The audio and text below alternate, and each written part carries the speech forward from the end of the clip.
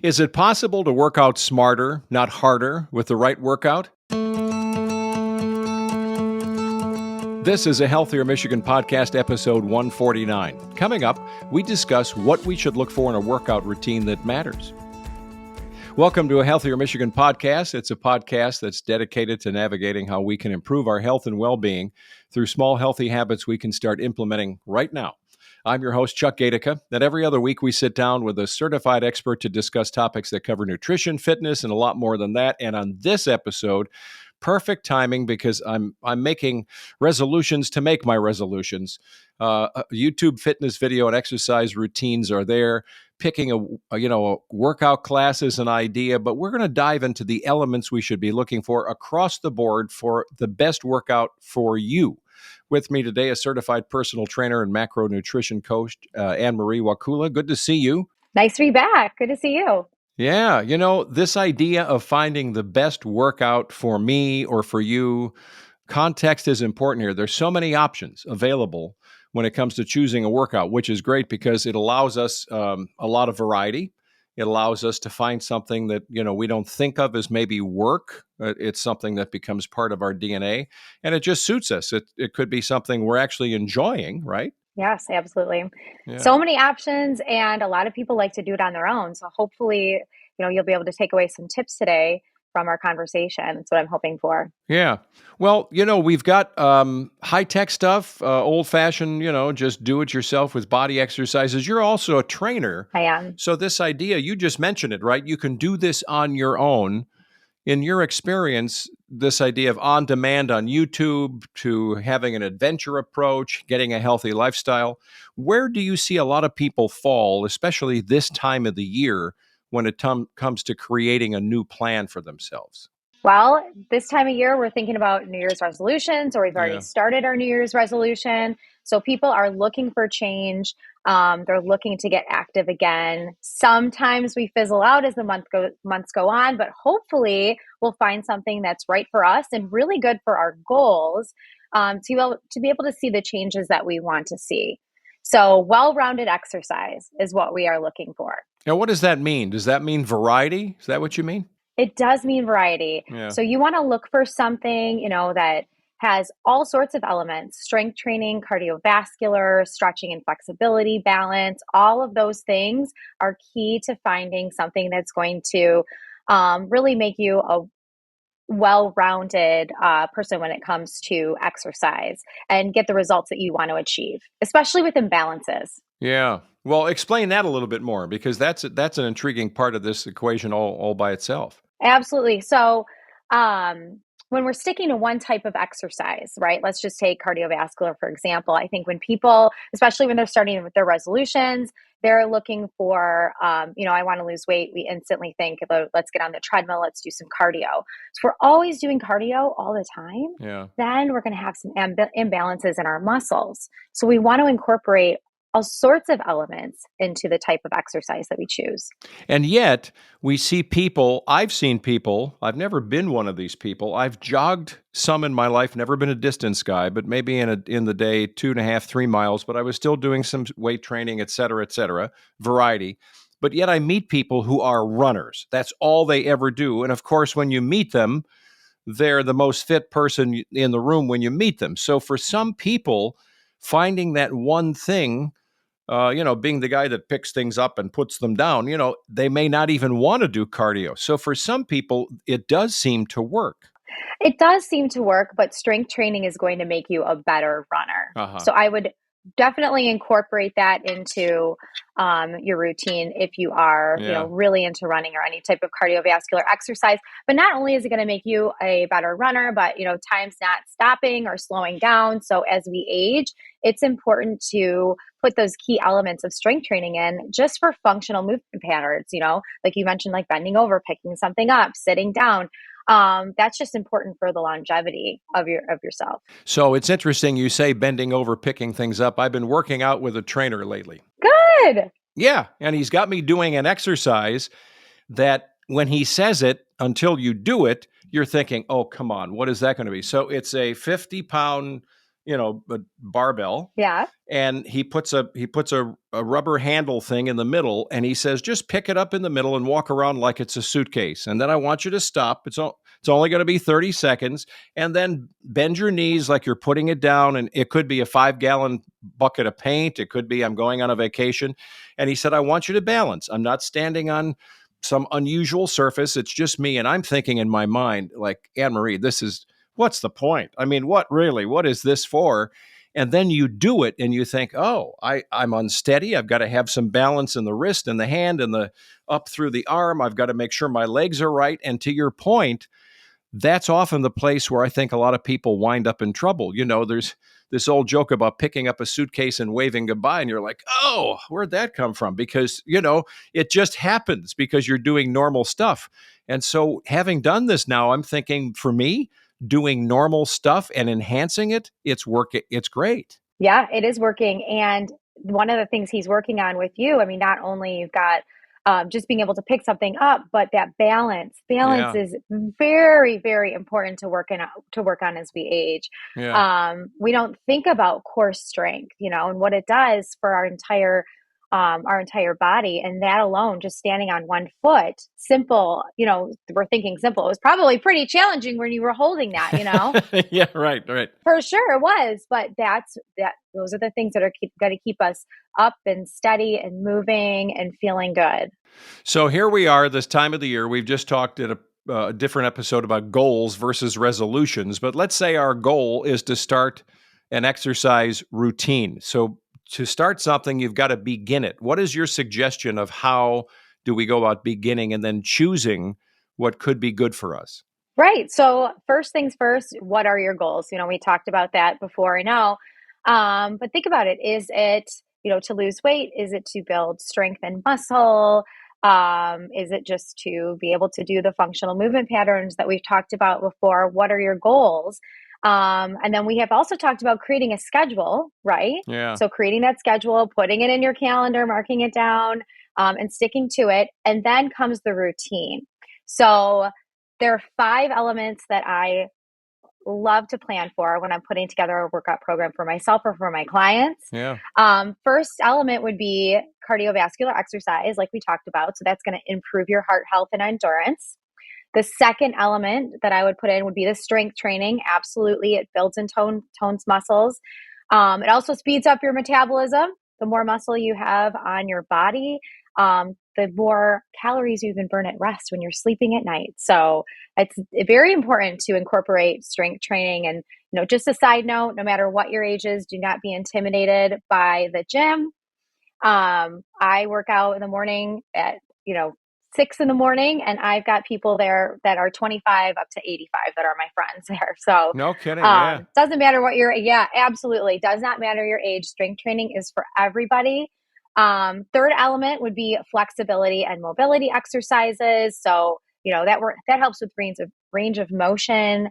It reduces the risk of injury too. So we want to make sure that we're stretching and incorporating that into it. And then balance and stability, like you were talking about with your trainer, picking things up and balancing on one foot. And then the last thing that I would consider putting into your routine would be core strengthening. So abdominal exercises, lower back exercises. It helps for your posture, helps for your stability. So when you're thinking of a plan for yourself, cardio, strength, flexibility, balance, and core strengthening would be the 5 elements that I would put together. Yeah, those are great categories. I've got a buddy who works purely on, I think it would be considered core and back and kind of balance issues. And he's not infirm at all, and he's not that old of a guy. And I asked him, I said, why are you concentrating on that? He said, we continue to have grandchildren, and I just want to be able to get on the floor, be with them, and pick them up and goof around, and then eventually be able to stand up, to get up in a normal way. Yeah. So his goal, his why, is not about putting on bigger biceps or, losing weight. His why is to strengthen his core and his back so he can goof around with kids. And I'm thinking, well, brilliant. What a great routine then, Yep, I absolutely love that. It's important. So if you're going to go out and start something, there's also, I think, a factor.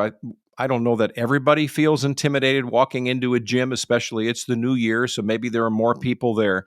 How do you speak to your clients about that notion, well, I do want to lose weight, but I don't look as great in the workout outfit as that guy or that woman. There is this psychological block to going into starting something often. Yes. Yes. So when I do my programming, I program for home and gym. So you do have the option to start at your house if you want to.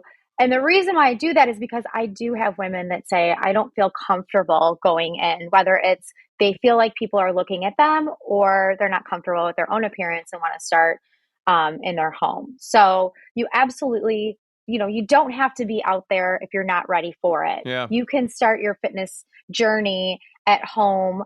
And you don't need a lot of equipment.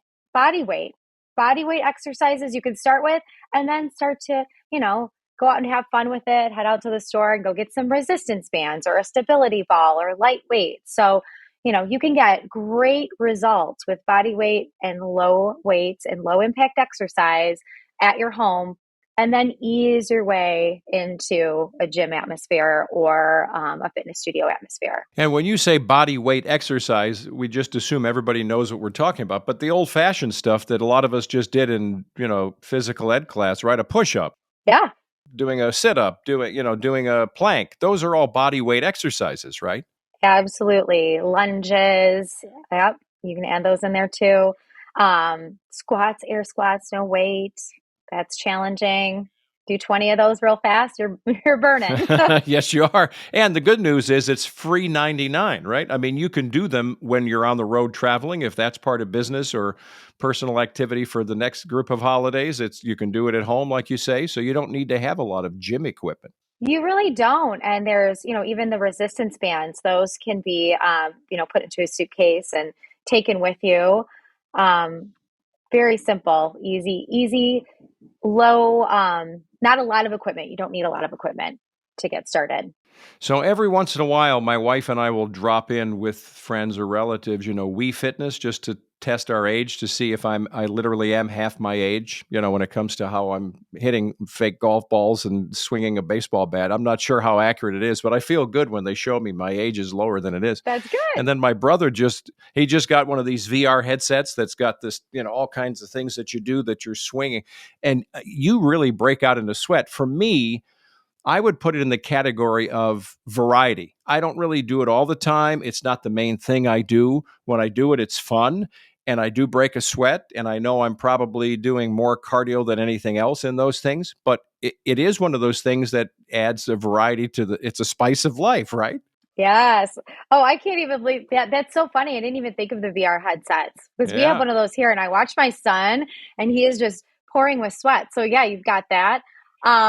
Right? That's so fun. But there are so many different boutique fitness studios popping up everywhere. I'm seeing like the infrared sauna ones. Yeah. There's another one like a rowing place. There's so much. I mean, the sky's the limit if you're just used to thinking, weights and walking or cardio, kind of venture out there and see what's around you because there's so many different options, and finding what you love is really important. That exercise, a lot of people do exercise programs just because they think that that's what they're supposed to do, but it's really all about finding what you love and what you're going to be consistent with. And then also in the back of your mind, thinking of those key elements that make it a good, well-rounded fitness program. And finding what you love, doesn't that help all of us kind of get in your flow then when you're not, all of a sudden you are sweating, but you don't notice it and time just flies by and you go, holy cow, I just worked out for 50 minutes and it's just been awesome. I didn't even think it was that much time. That would be an awesome goal to have along with getting fit, right? Absolutely. Yeah. Finding what you love. It doesn't feel like working out when you're enjoying that. Yeah. And I also think it helps if you enlist a partner support program or support group of people to help keep you motivated. It's nice to find people with, like-minded goals that are going to keep you going. Like I told you earlier about my gym family when I'm there, at 6 a.m. Yeah. It's all the same people. And we know each other. We know about each other's families. It's really just a nice environment. And when someone's not there, we all get in trouble the next day. Where were you? Why were you here? Trust me, I feel accountable to those people. So, having that, it really helps as well. But the other end of that coin, the other side of that coin is that you can become an influencer then. You are, of course, because you're a leader. But everybody in your class can be an influencer to those around them who either didn't show up for a reason you're concerned, or you're just giving them a little heck for Yep. just because it's fun. But you can influence their behavior, and it's helpful to you too, because then you're kind of becoming a leader. You know what? You absolutely do. Even I know I have an accountability buddy, and we will see what other people are doing in the gym and we'll ask them questions, even as trainers, we're like, wow, I've never seen it done that way. Or, that looks interesting. I'm going to try it again tomorrow. So we kind of influence each other's movements and bounce ideas off each other. It's nice. There's a great recording artist from Detroit named Kem, and I've been a fan of his for a long time. And I just watched a video podcast interview with him, and he had a saying that really struck me, and I knew we were going to talk today. And his saying is, he's had some failure in his life, his early part of his life, and he said, failure is not final. And I thought, what a brilliant slogan. And that is the case when it comes to working out and diet and setting a New Year's resolution or goal early in the year. We just need to understand that failing for a day, for a week, it's not final, right? It's really the long haul we're after. Yeah, and it's important to think of the reasons why you failed. I want to put that, it's so hard to think of the word failure, right? Yeah. Why, maybe you were doing this before, maybe you feel like you're always starting over again. Why is that? And if you can figure that out, or make a little list of things like, why didn't I follow through with my plan? Then you can think of reasons to overcome that failure. Mm-hmm. Was it lack of time? Was it just not what you were interested in? Was it too challenging? Was it overwhelming to put a plan together for yourself? So, you just think of those reasons and get past them, or find solutions to move forward from it. And I think that's a brilliant way to look at it, to be able to move forward, because sometimes too, we hit it too hard. We haven't been working out for a while. And that happened, I'm sure, coming out of the pandemic. But even now, you hit the new part of the year and you hit it, and all of a sudden you get an injury, or you get close, or you did way too many whatevers, and you go home thinking, oh, I can't do it. Well, no, maybe you just did a few too many. Dial it down, and tomorrow could be better. That's something to expect, when you are starting a new program. And I think too, we think, for first of the year, I'm getting in the gym 5 days a week, right? So you may get that burnout. That's number one. So I would start small. We talked about setting goals and starting small before. But also, really think about your body and how you're feeling. So if you go into a lifting program and you've never lifted weights, you're going to be sore. Mm-hmm. And you're going to say, I can't go to the gym today because I'm sore. And then I can't go tomorrow because I'm sore. It could take 4 to 5 days for that soreness to wear off. Before you know it, you feel like you missed that whole week. So do the opposite body muscles. Like if you're working out legs in the morning, if you're working out legs one day specifically and your legs are sore, don't do legs again for a couple days. Yeah. Resting is really important when putting together your exercise plan too. So maybe the next day you're doing upper body. Maybe the next day's recovery. Maybe it's yoga. Maybe it's stretching. You really have to listen to those cues that your body is telling you, and alter your plan based on that. But do it consistently. You need to do the workout, get into the exercise routine consistently, even if it's just walking. Yeah. If you're getting into that New Year's resolution and you're like, I'm going to be doing this 5 days a week, listen to your body and make sure that you are, doing the exercises that are appropriate for how you're feeling. I've had both of those kinds of pain after. I've had the one where something fell under the dining table and I got down to pick it up and my legs were so bad I could hardly get back up. I've had that pain, but then I've also had the pain that is encouraging, it's not pain, it's just tenderness after working out, where you're like, yeah, oh yeah, now I kind of feel like it actually works. And I know it's kind of achy, but yeah. So there are those different kinds of pain, right?